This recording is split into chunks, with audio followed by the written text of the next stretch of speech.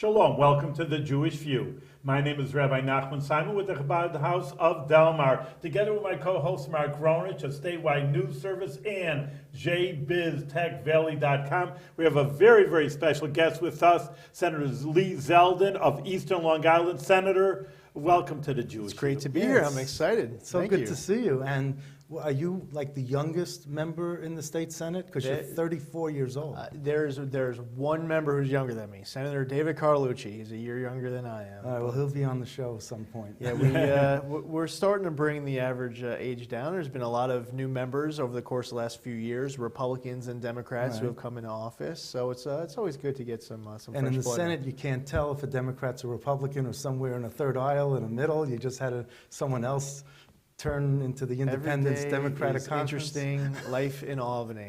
And there's never a boring day up here, that's for sure. That's always interesting because one of the arguments, and this was long ago, but even the Congress, I don't know what the average age is, but they said, we're being ruled by these, I don't know if they're old geezers, but older people, let's get some young blood. It's even from the 60s and 70s, so it's really refreshing that there is something to say about old age. I mean, some people have experience in life, but the youth is also There's important. Also institutional memory, which is important. So you got like someone like Hugh Farley, who's 80 years old, and from Orange Senator County. Larkin. What? Senator Larkin. Larkin, right, Bill 85, Larkin, who's 85. I mean, there used to be someone from Queens, Martin Knorr, and we called him Marty Snore, because he would fall asleep in his chair and he'd just doze off. But there are the few that are there. But the average age used to be 65 in the state Senate. Now I think it's down to 50, 55 or something. Yeah. And to your point, Senator Farley and Senator Larkin are two people who I have tremendous respect for. They do have a lifetime of experience. Senator Larkin being someone who served during Korea and World War II during that time, and represents West Point. Represents West Point. He's passionate about our veterans. Senator Farley's passionate about our libraries. And they hold a lot of water for some very important constituencies. And I presume you're passionate about consumer protection because you're chair of that committee. Right, it's important to do what we can. One of the very important components of being chair of that committee is that sometimes a constituent might come to you with a really good idea, and a legislator would introduce a bill to help that constituent. Right. But with such a broad solution that it maybe completely changes a whole industry for the worse, and jobs could get lost, and it's just. I think one of the other keys in this job is to work with bill sponsors to try to narrowly tailor their bill to actually get to the intended result that is pro-consumer but also pro-business. We don't want to lose jobs. We don't have to pay more. It's been a balance. You don't want to have higher taxes because of an inadvertent bill that is too far-reaching. Yeah, and I think that happens a lot where you have so much legislation that people may not think through the unintended consequences of, and it really, that sometimes the most important components of a bill may not even be in a bill text itself. It's analyzing the practical application of it if it actually becomes law. That's what they say about the automobile industry, which we don't have. It just, it's nice for pollution, but then destroys a whole company. Then everybody's paying the price for it. You always have to weigh the good for the bad. I know in rabbinical law that's what you have to, it's the same idea. It's the good or, there's consequences for the action. But, we talk about young, so, young to some people, well, immature and inexperienced, but that surely is not the case in your field. I mean, where your life is, so you can say you're very young, but, which you are, maybe compared to me. But in any case... You're 29, right? Yeah, 29. So I'm a little younger than you. But still, there's what to talk about. Some people live a whole life, and what did you accomplish, in older people. And here you're so young, saying, all right, you're just a young little whippersnapper that doesn't know anything. But on the contrary, tell us about it, maybe even your military career that you've already accomplished. Some people are just starting off in life at 30, like a doctor, just getting out of medical school, and here you're already accomplished. He's a major in the majority. Yeah, major senator as opposed to senator major. That's right. I graduated actually college and law school up here in Albany. Oh, excellent. And after I graduated, I was commissioned into the Army as a second lieutenant in Military Intelligence Corps. Switched over to Because the... you went to ROTC? I did Army ROTC through Siena Yeah. College. I was going to school at SUNY Albany. Mm-hmm. And You were I a poli-sci major. Poli-sci major. But in is there college. science to poli-sci? Is there science in there? You know, it's the sciences are obviously a little bit different than what you might be used to, in chemistry or biology or physics. But there definitely is there's a science Okay. to it. I think that a lot of the standards that are set and the values, there's huge variables and inconsistencies and subjectiveness. And you served in Operation Iraqi Freedom. And so tell us about what that was like. I mean, we welcomed everyone home as heroes during that. So. Well, one of the reasons why I still serve in the reserves, I have so much respect for all of our men and women who have served before me, serve alongside me, people who will serve in the future who are 5 years old right now, and they will be protecting and defending us. And God bless them for it. It was really the best. It's the best job in the world to have. You're surrounded by people where everyone believes in a cause greater than themselves. And I was at the 82nd Airborne Division in 2006 when I went to Iraq. And it was an infantry battalion of well-trained paratroopers who I just felt so comfortable with, knowing that they were there next to me in the fight. And if anything was to happen, I was surrounded by the best of the best. And that was probably the most thrilling component of it, is that I already had so much respect for them. But just seeing them move from a training environment to a combat environment and what they're capable of, it's impressive stuff. And I went to Iraq once. And there are people who deploy for 6, 7, 8, 10 times. Really, that long? Oh, Each sure. time of the year? Yeah, Really, I didn't know that. Yeah, I mean, there are people who are in, their deployments might have started in Kosovo, or before 9/11.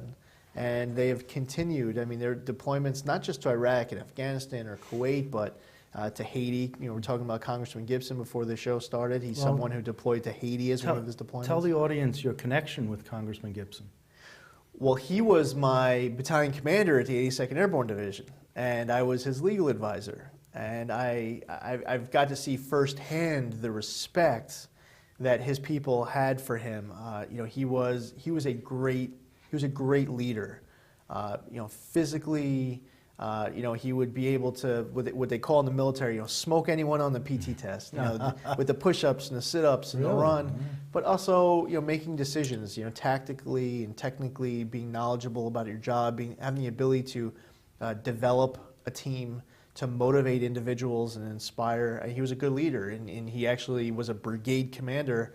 When I was with him, he was a battalion commander. He actually became the brigade commander of that brigade as a full bird colonel. So he's someone I have a tremendous amount of respect for. Now maybe he can bring Congress into shape and. There's no way that any one person is going to be able to get everything done. But if anyone can, Chris Gibson can, right? And I think it's important for for his constituents or people all throughout the country when they look at their own congressmen or their own U.S. senators, that even if my congressman isn't solving everything by himself or the obstacles are too great, just knowing that they are not forgetting where they come from, that they're principled and they're grounded and they're doing everything in their power to represent their district in the best interests of the district and the country. Right. As long as they're fighting a good fight, that's a good first step. Well, and Congressman Gibson's fighting a good fight. Well, that's just where you wanted to get the ask 2-year you- contract from. Whether you're in the Senate or you're in Congress, you have a 2-year contract. That's I right. just so when you say the good fight, you have an interesting perspective. On one hand, political science, so you know how the world works and the country works. On the other hand, you were on the front lines of military. It's not really a question for New York Senate, but what's your position of going, we're in Iraq and now we're in Afghanistan and we're all over the world and there was talk and people vetoed it, I don't know, about Syria, and people are saying, what are we doing there? And, I'm not a military person, a little bit I feel for, I know there are people wounded. I mean, you're saying the good things are working together, but listen, it's surely not a game, and people are dying, and, good Americans are dying, and they're getting wounded. I mean, so there is a bad side, a downside of the whole story, to say the very least.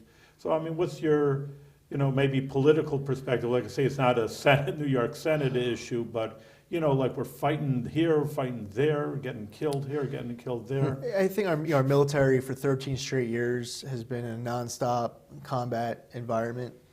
Iraq has winded down. Afghanistan is winding down.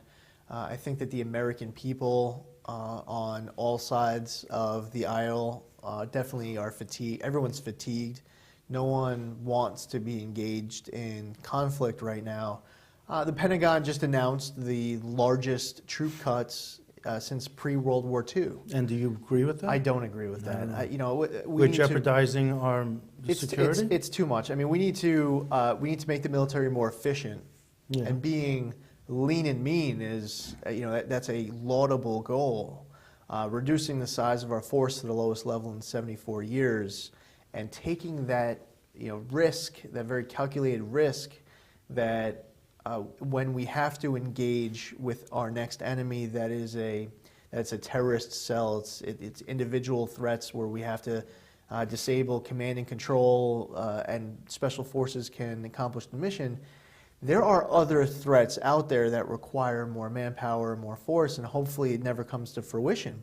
Our strongest ally in the entire world is Israel. They have threats all around with them every single day. They are trying to have peace for that day. I watch what's going on with Iran. I do not support the deal that was recently passed with Iran. I actually believe that instead of reducing sanctions, we should be increasing sanctions.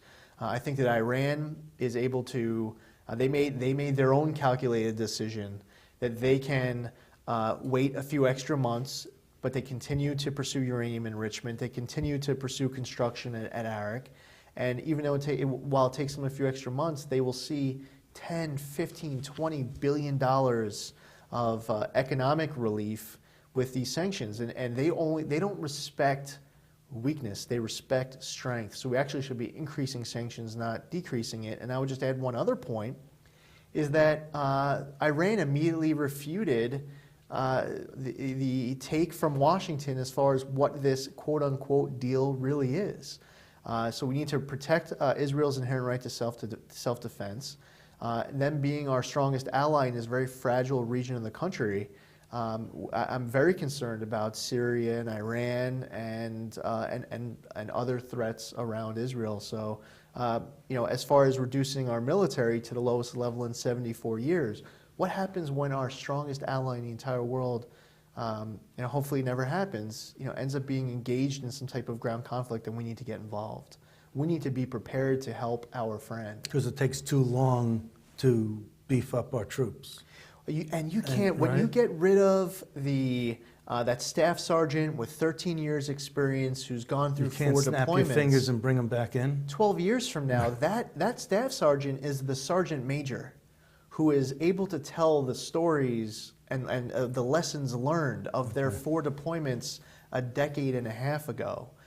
So you can't replace that. You'll have training environments where instead of the sergeant major instructing, or the captain or the sergeant instructing, and they have no combat experience, they're not wearing a combat patch.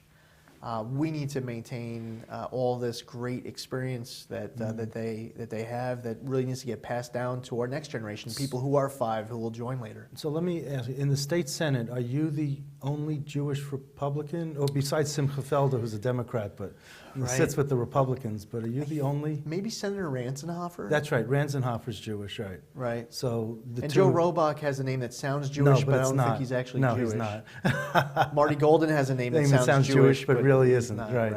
So really, you and Ranzenhofer from Buffalo are really the only 2 Republican Jews. Yes, Senator Saland was. That's true. And he lost his election last time. To a non-Jew. We got to see if we can get another Jew in there. No. But anyway, it's important to have, Senator Scalos has a large Jewish community. He's Greek, but he represents a large Jewish community.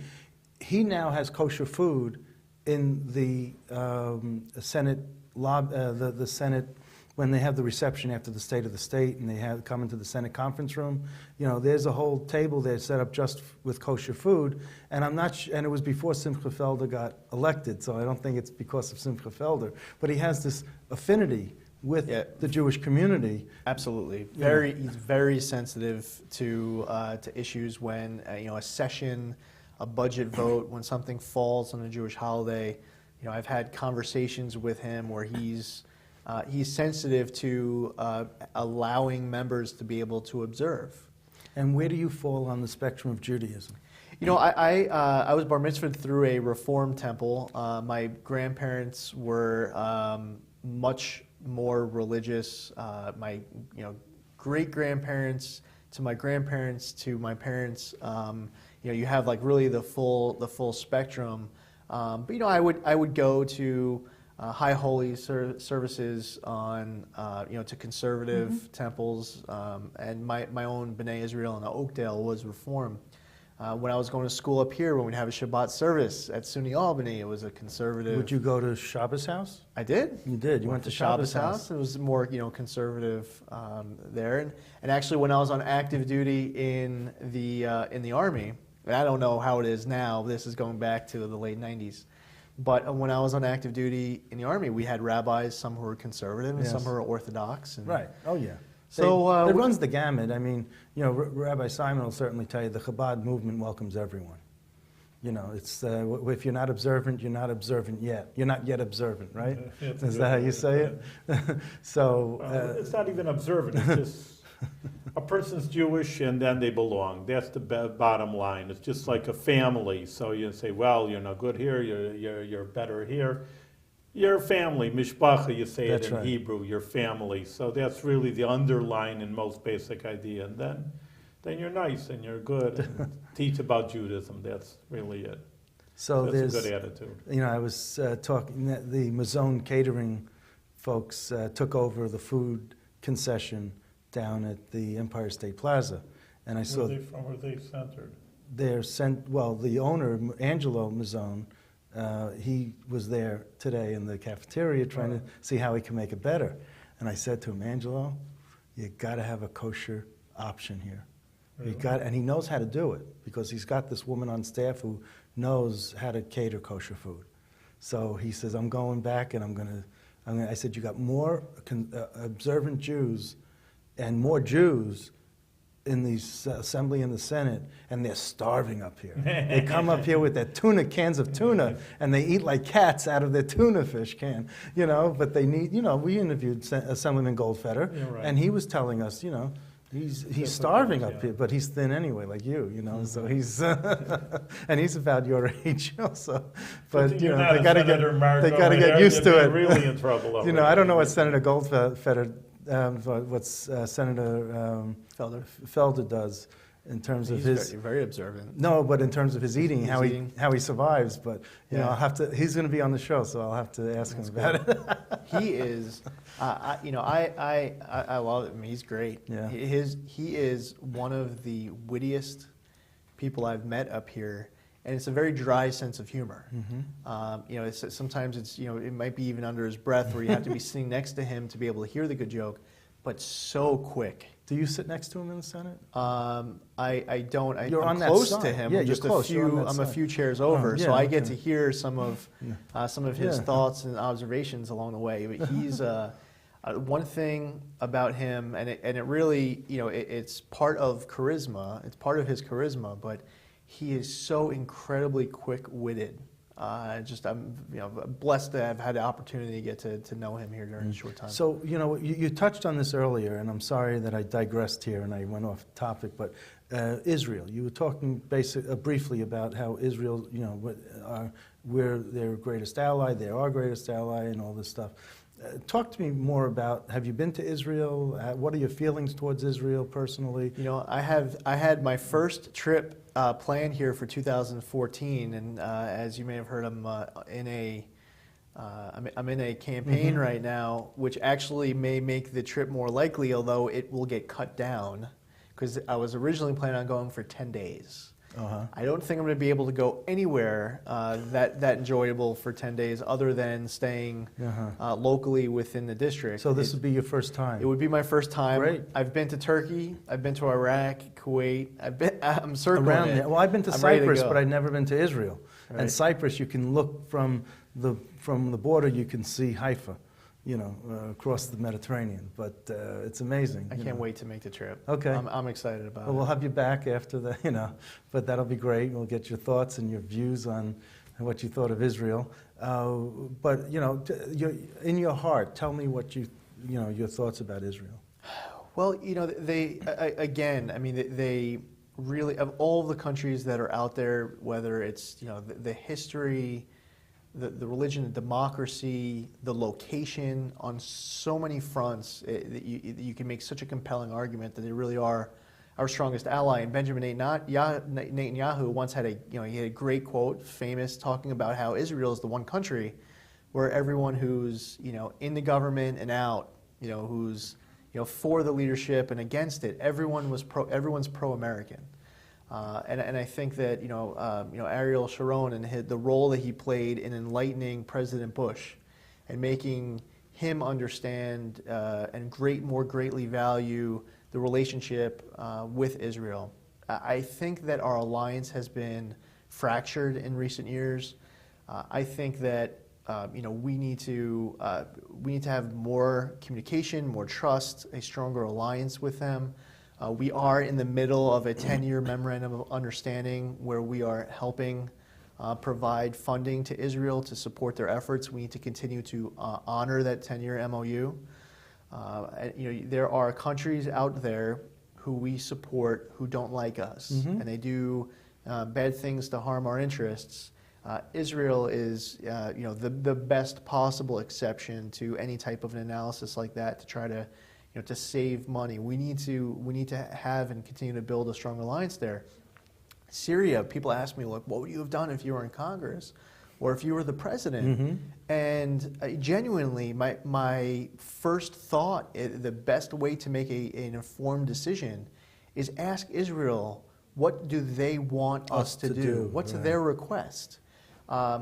Is it, because don't tell them what's best for them, but ask them what they would like us to do. It's possible that us attacking Syria would make Israel more vulnerable to some type of a strike from Iran. Maybe this is the intel on the ground. This is what the leadership of Israel truly believes at that moment. Maybe we have that conversation with Israel, and they say, no, we don't want you to. Maybe we do want you to attack, and maybe this is it could be us next. We need to take action now. We're with you. We're in the fight with you. And so all of these hypotheticals, as far as how we answer different challenges around that region, I think in many respects there may not be anyone better to talk to for good advice and to be lockstep with them.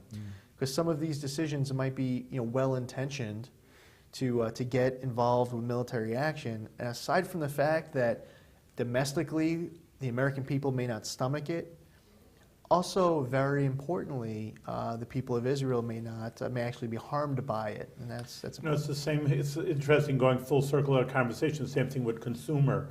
Sometimes the solution is bigger than makes the problem even bigger, and that could be with Syria too. I know that people have said that, well, there was a bad regime, but what are you getting instead? So it's even worse. So you never know what happens. You have to, like that, it's a hard weigh the options. Really I don't have a good segue for this, but I'd like to turn more to state issues, and I'd like to talk to you about Common Core, the educational issues. You think that we should halt the Common Core? What's your position about Common Core? I do. I am all for having higher standards. Right. The Common Core, you could explain it. There are three different main parts of Common Core. You have the standards, you have the testing, and you have off of those standards, and you have the curriculum that's set to prepare for the tests. And the standards are part of this, many multi-state consortium. The tests are created by the state. The curriculum is set by the local school district, and it seems like nobody's talking to each other. Right. we need to set our students up for success. And then you have the teacher evaluation part, which is tied into the Common Core. And how successful the students are based on how successful the teachers will be. And I think that that the tests should, maybe if they released a sample test to give local school districts an idea as to what these tests may look like.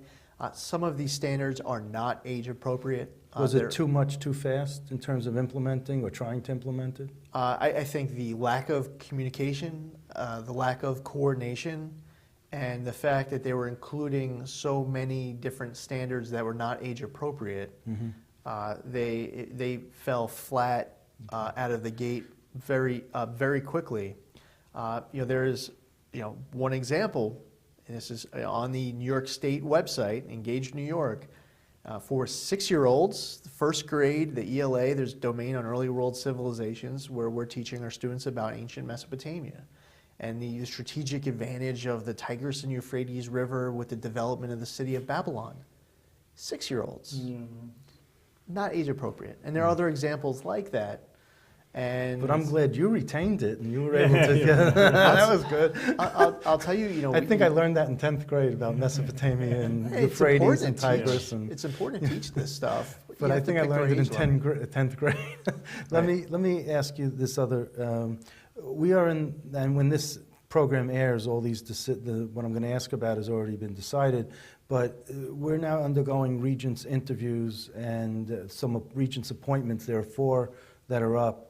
And the Senate boycotts these interviews, and they boycott the appointment because it's a joint session of the legislature that meets, and the Senate says, well, we have larger districts, so we want to get more than just one vote, and we don't think this process is fair because when you combine the Democrats in the Assembly with the Democrats in the Senate, there's, the Republicans don't have a voice anyway, so, they threw their hands up years ago and said, we're just not going to come to this.